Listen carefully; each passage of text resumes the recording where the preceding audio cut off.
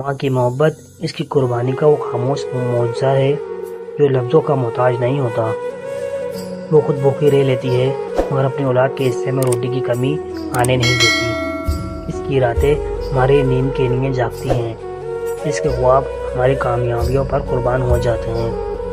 ماں اپنی خواہشات کو ہمارے قدموں تلے رکھ کر مسکرانا سیکھ لیتی ہے۔ وہ درد میں بھی دعا دیتی ہے اور تھکن میں بھی حوصلہ۔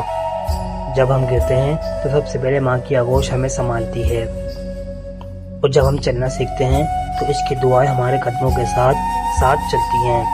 دنیا کے ہر رشتے میں مطلب ہو سکتا ہے مگر ماں کی محبت بے لوث اور بے مثال ہوتی ہے۔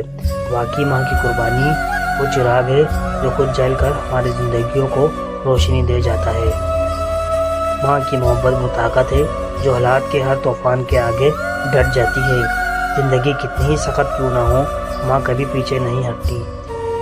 وہ اپنی خوشیاں، اپنی نیند، حتیٰ کہ اپنی خواہشیں بھی قربان کر دیتی ہے مگر اپنے بچوں کی آنکھ میں آنسو آنے نہیں دیتی۔